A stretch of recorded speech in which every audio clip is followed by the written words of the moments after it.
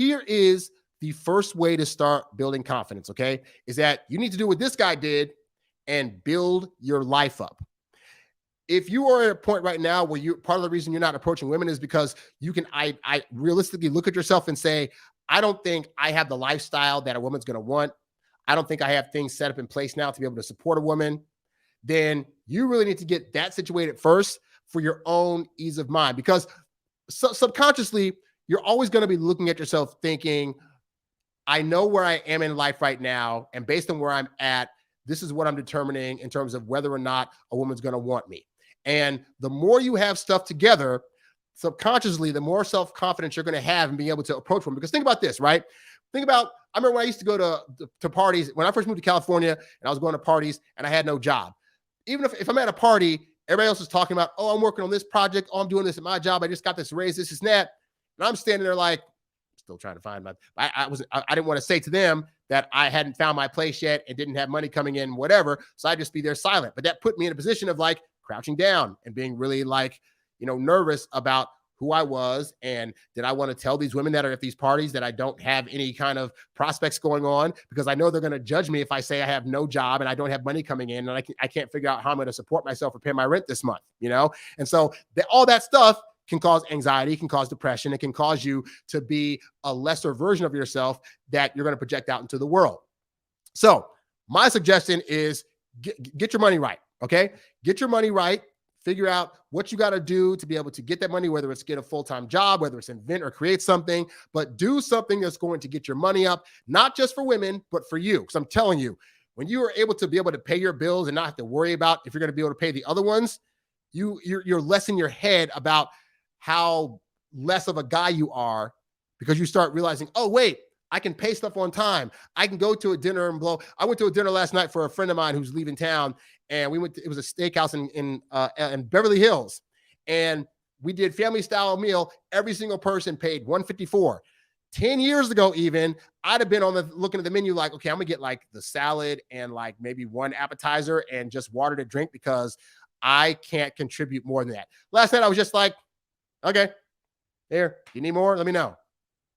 And just see how that is? The action of, I don't know if I can pay this or not, cowering versus like, yeah, go ahead, confident, chest up. Like having your money together will definitely start to help you build your confidence, because you can take care of yourself, which means you can inevitably take care of somebody else. Also, to the point, make sure you are getting your personal goals right. Focus on your goals, because when you focus on your goals, in order to attain your goals, you're going to have to experience and do certain skill sets that are going to allow you to be able to negotiate more with people, to be able to work with people in a proper way, to think out strategies to be able to get to the next part of your step of your goal. And all those skills are going to become things that you need to get women. Like, it's kind of like the Karate Kid, Mr. Miyagi, where he's teaching Daniel's son to wax on and wax off. And he's like, why am I doing this? This is some bull crap. And then he gets into the natural fight and he's like, oh, I can now catch the hands because of the wax on, wax off motion. And it's the same thing when you're focusing more so on your goals, you're going to be gaining skill sets that work with women. Perfect example, like being able to listen to the customer or listen to a potential client is a skill that you're going to need when you go on dates, and women are going to want you to listen to them. But you can't develop that muscle to actually be an active listener if you're not going after your goals to be able to have practice at it. Because if you're not around a lot of women, then you got to practice that skill to get good at it. So going after your goals is going to be a great way to do that. And also, while you're in this season of not being with somebody, you should still be creating experiences that give you exposure to new things. In my single time, I was still flying out the country to different countries, different locations, going to Hawaii. I was still doing things in town that were exciting, whether it's going to different concerts or exploring new pathways to go on hikes or, getting into new types of situations in LA. And that allows me to enrich in my experience, which then when I go on dates, I can tell those stories to women, and I have an interesting story.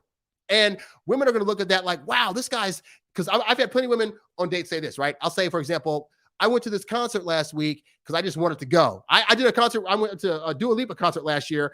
It was in Denver, and I'm in LA, but I wanted to go to the Denver show because she was going to have Megan Thee Stallion at that show, and she wasn't doing like any other shows. And I bought a ticket and flew out there. That would be an example of that makes a great date story. Like, oh, you just went to a concert just for the heck of it? Like, It shows I had the money to go, which means I can support myself again. It shows that I'm adventurous. I'm going to just go off at a whim's notice and say, if I want to do a thing, I'm going to do it. I'm going to plan it out. I'm leading the charge to be able to do the things that I want to do. And also, my life is quite the adventure. Most women, if you talk to them, if they're not with a boyfriend, they are sitting at home, missing out on experiences. Like I've had so many women say, well, I wanted to do this thing, but I didn't want to go by myself. Or I was going to take this trip, but it was a couple's trip with my friends, and I didn't want to like be the only solo person there. So now she's looking at you and you're saying, I'm still doing things and these are my experiences. That makes you a candidate for her that is more lively and interesting than the majority of guys that she's going out with. So as you create new experiences, you'll be able to experience new things. You'll be able to have stories that build up, and that should help you to start building up your confidence, because you're going to be surprised at how many women are impressed by that. And you can be like, oh, great. Now I know what stories to tell to impress women. And if they're impressed, there's a chance they're going to want more dates. And so adding those stories to your repertoire can help you become more confident in the process of meeting these women. You need to call her on her cell phone when you want to ask.